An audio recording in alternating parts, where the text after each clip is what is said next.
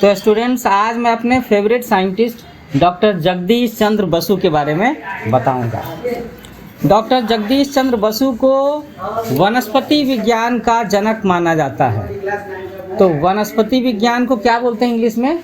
वनस्पति विज्ञान को इंग्लिश में बोलते हैं बॉटनी, BOTANY, है ना। आगे चल करके जब तुम लोग बायोलॉजी पढ़ोगे तो वो 2 हिस्से में हो जाएगा, बॉटनी और जूलॉजी। तो जगदीश चंद्र बसु के बारे में कि उन्होंने अपनी खोजों से सिद्ध किया कि पेड़ पौधों में भी सुख दुख अनुभव करने की क्षमता है। मतलब उनके अंदर भी फीलिंग्स होती है, उनके अंदर भी फीलिंग्स होती है। उन्हें अच्छा लगता है, बुरा लगता है ना। तो इस पाठ में छात्र छात्राओं को हम लोग जगदीश चंद्र बसु के जीवन के बारे में बताएंगे। उन्होंने अपनी लाइफ में जो जो बड़ा काम किया उसके बारे में भी बताएंगे। पेड़ पौधों का मानव जीवन में बड़ा महत्व है। पेड़ पौधों में प्राण है, लिविंग थिंग कहते हैं ना। उनमें हमारी तरह जीने की शक्ति है। वे हमारी तरह खाते पीते हैं, हंसते रोते हैं और सुख दुख का अनुभव करते हैं। तो इस बात को जिस वैज्ञानिक ने सिद्ध करके दिखाया, प्रूफ करके दिखाया, उनका नाम है डॉक्टर जगदीश चंद्र बसु। तो जगदीश चंद्र बसु की इस खोज से संसार में उन्होंने अपना ही नहीं, पूरे भारत का सम्मान, पूरे भारत का सिर ऊंचा किया है। अब हम लोग थोड़ा सा जगदीश चंद्र बसु के बचपन के बारे में बात करते हैं। तो बचपन की बात करेंगे तो सबसे पहले क्या ख्याल आएगा मन में ये ख्याल आएगा कि आखिर उनका जन्म कब हुआ, कहाँ हुआ। तो जगदीश चंद्र बसु का जन्म 30 नवंबर 1858 को हुआ था और ढाका में हुआ था। ये ढाका आजकल कहाँ है? ये बांग्लादेश में है। इनके पिता का नाम भगवान चंद्र बसु था। वो फरीदपुर में डिप्टी कलेक्टर थे। तो आजकल किसी को कलेक्टर बनना हो, डिप्टी कलेक्टर बनना हो तो कौन सा एग्जामिनेशन देना होगा? IAS का एग्जामिनेशन देना होगा। तो इनके पिताजी डिप्टी कलेक्टर थे। उन्होंने बालक जगदीश को गांव की पाठशाला में भर्ती कराया। पाठशाला समझते हो ना, स्कूल। और गांव की पाठशाला का मतलब प्राइमरी स्कूल। बचपन से ही बालक जगदीश की रुचि पेड़ पौधों में थी। तो इसका मतलब है ना कि वो अपने बगीचे में, गमलों में छोटा मोटा पौधा लगाते होंगे। वह एकटक पेड़ पौधों को देखा करता था। एकटक देखने का मतलब लगातार ऐसे देखते रहना कि अरे वो पौधे में क्या हो रहा है, कैसा मूवमेंट हो रहा है। गांव में किसानों और मछुओं के लड़के जगदीश के मित्र थे। मछुओं का मतलब है मछुआरे से, है ना, फिशरमैन्स, जो मछली पकड़ने का काम करते हैं। तो गांव में जगदीश चंद्र बसु की दोस्ती फार्मर के बच्चों के साथ में थी, फिशरमैन के बच्चों के साथ में थी। तो किसानों के लड़कों से वह खेती बाड़ी की बातें और कहानियाँ सुनते और मछुआरों के लड़कों से जल के जीव जंतुओं के बारे में उनको पता चलता। पानी में रहने वाले मछलियों के बारे में, मगरमच्छ के बारे में, कछुए के बारे में। जब बालक जगदीश किशोर हो गए, टीनेज के हो गए, तो वो कलकत्ता, जो आज का कलकत्ता है, कोलकाता, उसके सेंट जेवियर कॉलेज में उन्होंने एडमिशन लिया। वहाँ से उन्होंने BSc की। BSc का फुल फॉर्म क्या होता है? बैचलर ऑफ साइंस, है ना। 12वीं करने के बाद 3 साल लगते हैं BSc करने में। तो BSc करने के बाद जगदीश चंद्र बसु लंदन चले गए। लंदन कहाँ है? इंग्लैंड की राजधानी है, यूनाइटेड किंगडम की राजधानी है लंदन। तो लंदन से उन्होंने MSc की परीक्षा पास की, MSc, मास्टर ऑफ साइंस। और वो कलकत्ता के प्रेसिडेंसी कॉलेज में प्राध्यापक हो गए, प्रोफेसर हो गए, लेक्चरर हो गए। अब उन्होंने नई नई खोजें करनी शुरू कर दी। उन्होंने घर में एक छोटी सी लेबोरेटरी, छोटा सा प्रयोगशाला बना लिया। इसी प्रयोगशाला में वो तरह तरह का प्रयोग करते थे। तो तुम सब लोगों के स्कूल में लेबोरेटरी है। कुछ बच्चों को लेबोरेटरी में ले जाया गया है, कुछ को नहीं ले जाया गया है। तो वो अपनी प्रयोगशाला में रेडियो तरंगों तथा बिजली के बारे में भी उन्होंने कुछ चीज़ों की खोज की। रेडियो वेव्स के बारे में, है ना, इलेक्ट्रिसिटी के बारे में। बाद में लंदन यूनिवर्सिटी से उन्हें उनकी खोज के लिए डॉक्टर ऑफ साइंस की उपाधि से भी सम्मानित किया गया, इसीलिए उनके नाम में डॉक्टर लिखा हुआ ना, डॉक्टर जगदीश चंद्र बसु। तो डॉक्टर ऑफ साइंस कब मिलता है? पीएचडी करने के बाद में।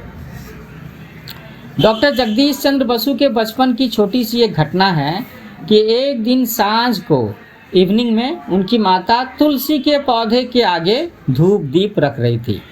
तो तुलसी के पौधे का हम सब लोगों के घरों में, खास तौर पर हिंदू लोगों के घर में पूजा पाठ करते हैं ना। हालांकि उसका बहुत सारा मेडिसिनल बेनिफिट भी है, जड़ी बूटी के रूप में, खांसी में, सर्दी में उससे फ़ायदा भी होता है। तो जगदीश चंद्र बसु जी की जो माता जी थी वो तुलसी के पौधे के आगे धूप दीप रख रही थी और पास खड़े जगदीश चंद्र बसु ने तुलसी का पत्ता तोड़ करके मुंह में डाल लिया। इसमें खास बात क्या है कि वो शाम का समय था, इवनिंग का समय। अभी भी शाम के समय में अगर किसी पेड़ पौधे के पत्तों को तोड़ो तो कोई बड़े अगर बगल में खड़े होंगे तो वो मना करते हैं कि अरे ये तो पौधों के सो जाने का समय है ना। तो देखो उनकी माँ ने क्या कहा। उनकी माँ ने बेटे को समझाते हुए कहा कि बेटा, सूर्य छिप जाने के बाद, सूरज डूब जाने के बाद, सनसेट के बाद किसी भी पौधे का पत्ता नहीं तोड़ना चाहिए। क्यों नहीं तोड़ना चाहिए माँ? बालक जगदीश ने प्रश्न किया। इसलिए कि पौधे सोए होते हैं, है ना। तो ये कहानी है जगदीश चंद्र बसु के बचपन की, और बचपन से ही उन्होंने पौधों के बारे में ये सब जानने को लेकर के क्यूरियोसिटी थी कि ऐसा क्यों होता है, वैसे क्यों होता है।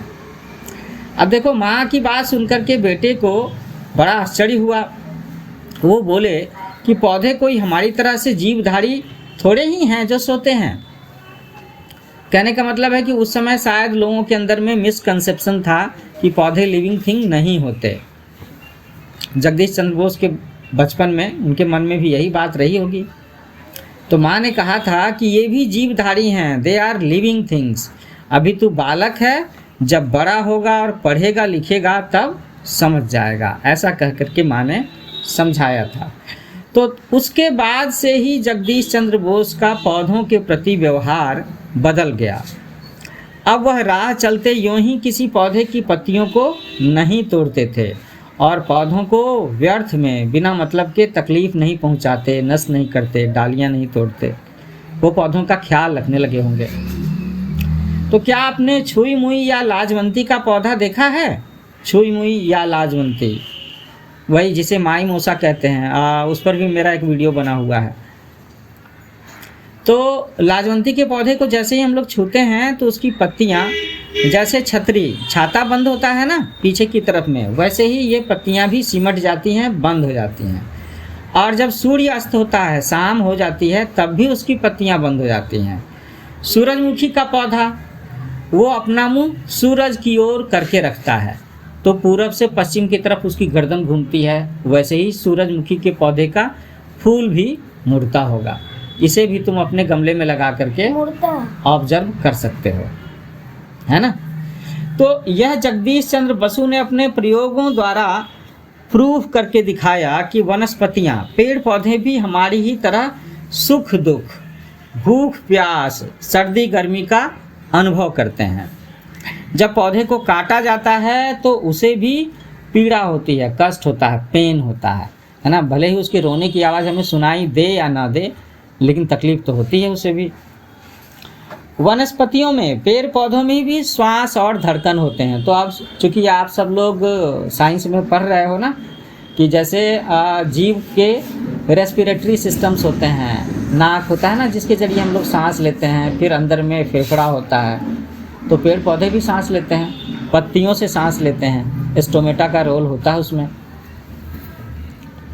श्वास और धड़कन की गति मनुष्य की तरह परिस्थितियों से प्रभावित होती है। मतलब कि जब हम नॉर्मल होते हैं तो हमारे सांस की धड़कन भी नॉर्मल होगी, लेकिन जब हम दौड़ रहे होते हैं, टेंशन में होते हैं, तो हमारे सांस की धड़कन, पल्स रेट बढ़ जाया करती है। तो ऐसा कुछ पेड़ पौधों में भी होता है।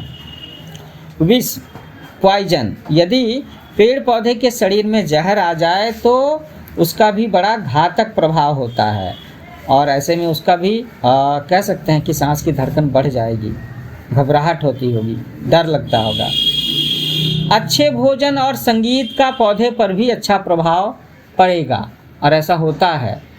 इस चीज़ को लोगों ने साइंटिफिकली प्रूव भी किया है। डॉक्टर जगदीश चंद्र बसु ने पौधों में होने वाली विभिन्न क्रियाओं को जानने के लिए खुद से उन्होंने कई सारे छोटे छोटे इंस्ट्रूमेंट्स भी बनाए। डॉक्टर जगदीश चंद्र बसु की खोजों से सारा विश्व बड़ा प्रभावित हुआ। जर्मनी के वैज्ञानिकों ने अपना पूरा यूनिवर्सिटी ही उनको सौंपने का अनुरोध किया। वो इतने खुश थे, इतने प्रसन्न हुए जगदीश चंद्र बोस के काम से। इस पर डॉक्टर बसु ने कहा कि मेरा कार्य क्षेत्र है ना, कर्मभूमि भारत ही रहेगा, और मैं अपने देश की उसी विद्यालय में काम करता रहूँगा जिसमें मैंने उस समय काम करना शुरू किया था जब मुझे कोई जानता भी नहीं था। तो ये विचार थे जगदीश चंद्र बसु के। तो वो सिंपल लिविंग हाई थिंकिंग में विश्वास करते थे। डॉक्टर बसु ने अपनी प्रयोगशाला का नाम बसु विज्ञान मंदिर रखा था।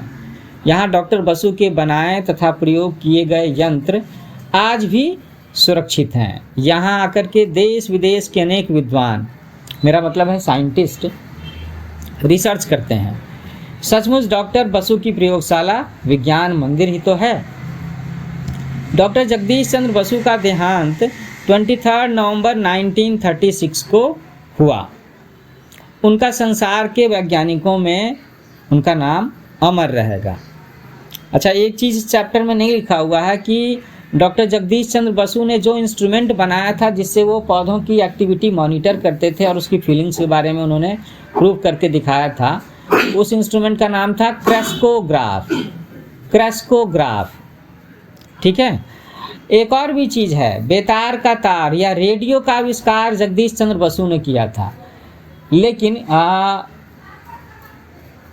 मार्कोनी नाम के साइंटिस्ट, उन्हें इस चीज़ का पेटेंट पहले मिल गया था, इसीलिए ज़्यादातर लोग यही कहते हैं कि रेडियो का आविष्कार मार्कोनी ने किया था, जबकि उससे थोड़ा सा पहले जगदीश चंद्र बोस ने उसका आविष्कार किया था। ये किसी वजह से उसको पेटेंट नहीं करा पाए होंगे, इसकी वजह से उसके इन्वेंटर में इनका नाम नहीं है।